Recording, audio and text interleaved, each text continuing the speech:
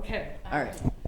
My name's Cyndi and I'm here at Copley Hall, and I'm interviewing Melissa Etheridge. And how's it going? It's How's going. your day? My day's great. I just got here and just kind of looked around, made the set list, and ready to go. Cool. Excellent.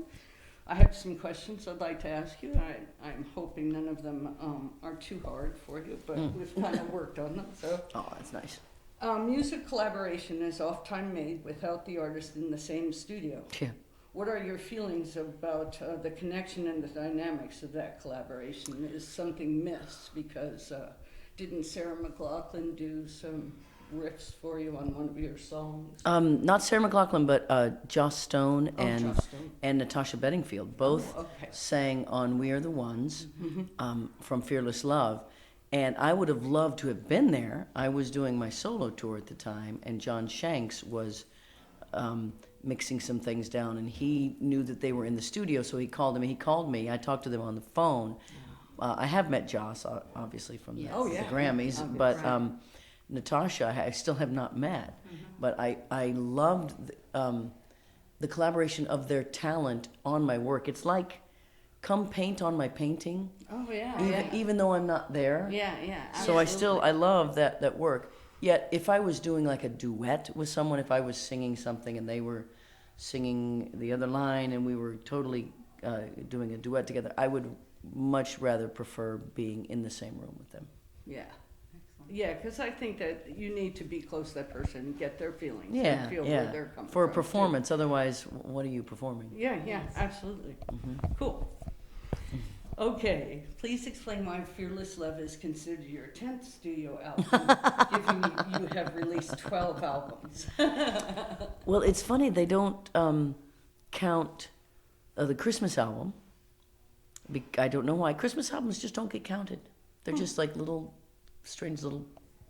And what was the other one that were you The thinking? greatest hits, probably. Right. They don't count that. all right. They don't count that either because it's not enough. Neither of them had enough original material on it to be like counted like a studio album. Cool. Yeah. I'm going to jump to this one because we're talking albums and stuff. There is currently a revival of vinyl records. When a single on vinyl was released in the old days, Yeah. there was an A and a B side, the flip side.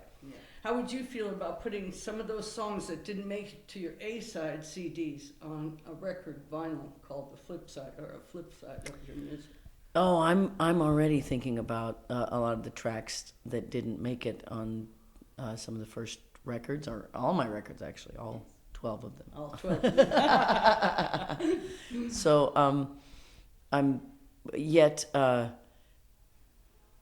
Wait, what did I say? But I'm thinking about putting a whole album together like that, not just flip sides. But God, didn't you love that? I loved getting a song and then always you flipped it over like, what's the other song? Am I gonna like that? And sometimes they could be better. They Yes, would get more. yes. You know. I'm trying to Really think love the what one is. B-sides Oh, a I lot of the love times, like the Beatles singles I used to get. Oh, they yeah, absolutely. And they the would be Motown sweet. stuff. Oh, the Oh, the Motown Motown stuff, stuff. yeah. Man, Oh. that was good stuff. Yes.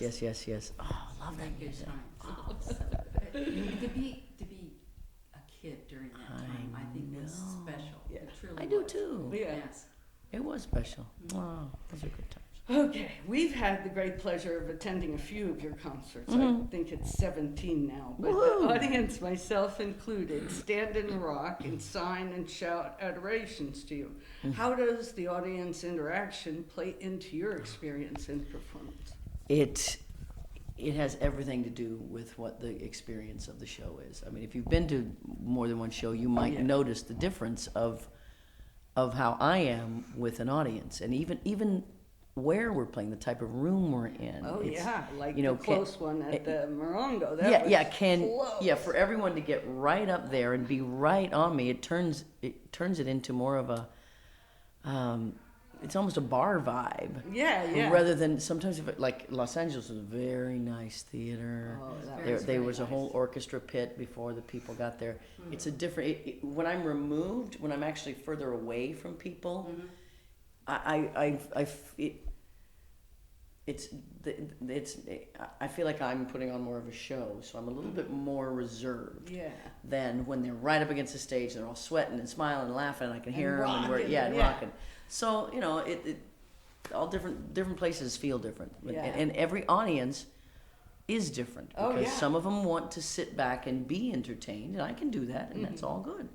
Some of them want to participate, Step you up know, and get dance. get up in it, absolutely. and it's just it has to do with the audience really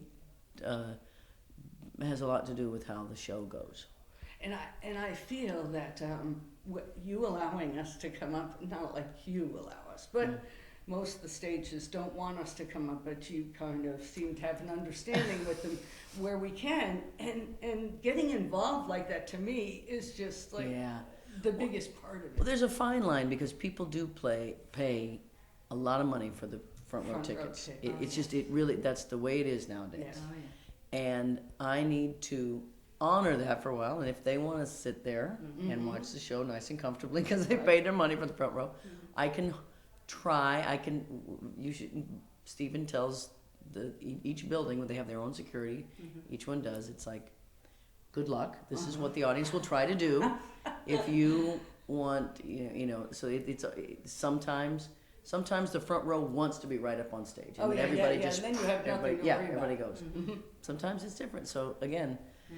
and Yeah, I that have was to our respect it. Caliente, because like everybody in the front row moved out and everybody moved up to Yeah, the yeah, front I know, row. yeah, it all so went- it's yeah. like the whole thing was full and then people filled Yeah, it yeah, here. yeah. So you have different experiences Yeah. with front row, and you just never know. I think the only one that was really the quietest was the Nissan live sets that you did for the Oh Awakening. yes, Yeah. that was We very didn't quiet. Yeah, to and I that. had No, the she wouldn't I have had known. the pleasure. You asked me a question, didn't I you? She did. did. I Yes. reckon. I was just Yeah. gonna say, didn't you ask me a question? I Yeah, did you- ask you a question. She was I've never seen her move so fast. That's so because funny. she didn't get picked.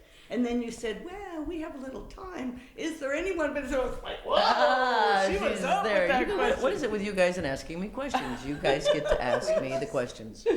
We like it. really like That's it. funny. Well, you ask very good questions. Well, thank you. All right. This one's going to really get you. All right. Okay. Resonantly, I don't know, the Princeton Public Library had a theme auction, 100 Years of Words, Ideas, and Community. Various writers and others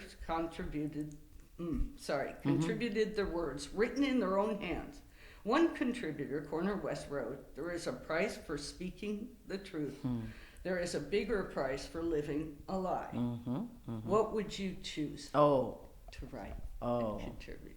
Oh, what would I choose to write? Well, I definitely agree with there's a price for truth, but you pay a wonderful price and you get a wonderful thing, which is peace of mind and yeah. freedom and balance. And it's just, Sure. I just would always encourage, that's what I do, is encourage people to speak true, to speak the truth. Absolutely. What would I say? Is that the question? Is that Yes, what you want that's to know? kind of it. She would like Oh. to know what Yeah, you what would would I Kinda choose wanted to say? know, what would you say?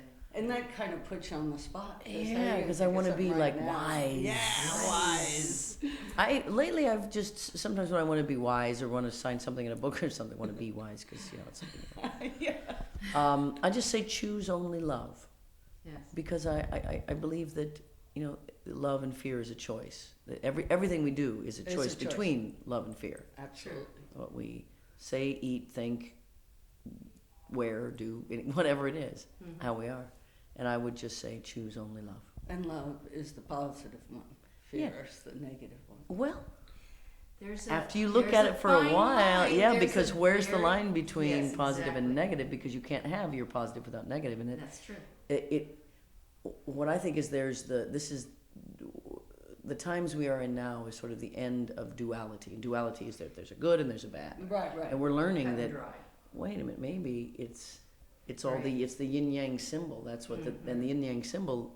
You've got a dot there's a black dot in the white and the white dot in the black, and it means that you just can't have one without the other, and it's actually all good.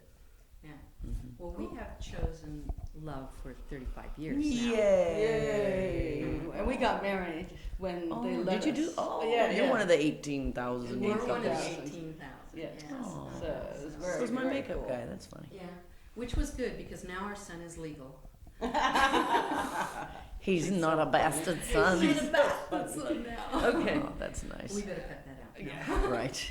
I don't know. We don't want him to hear it. How All right, old is he? He's 26. Yeah, he's doing yeah. all right. He's doing okay. Okay, what are your thoughts on how the